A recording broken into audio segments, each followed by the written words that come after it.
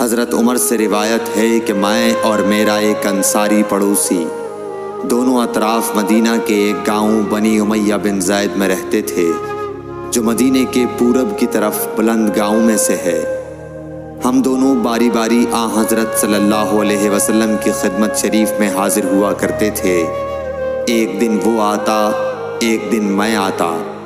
جس دن میں آتا اس دن کی وحی کی اور رسول اللہ صلی اللہ علیہ وسلم کی فرمودہ دیگر باتوں کی اس کو خبر دے دیتا تھا، اور جب وہ آتا تو وہ بھی اسی طرح کرتا۔ تو ایک دن وہ میرا انصاری ساتھی اپنی باری کے روز حاضر خدمت ہوا۔ جب واپس آیا تو اس نے میرا دروازہ بہت زور سے کھٹکھٹایا اور میرے بارے میں پوچھا، کیا عمر یہاں ہیں؟ میں گھبرا کر اس کے پاس آیا۔ وہ کہنے لگا کہ ایک بڑا معاملہ پیش آ گیا ہے، یعنی رسول اللہ صلی اللہ علیہ وسلم نے اپنی بیویوں کو طلاق دے دی ہے۔ پھر میں اپنی بیٹی حفصہ کے پاس گیا، وہ رو رہی تھی۔ میں نے پوچھا، کیا تمہیں رسول اللہ صلی اللہ علیہ وسلم نے طلاق دے دی ہے؟ وہ کہنے لگی، میں نہیں جانتی۔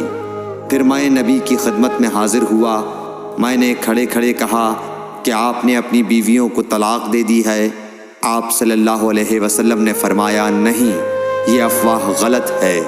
تب میں نے تعجب سے کہا، اللہ اکبر، اللہ بہت بڑا ہے۔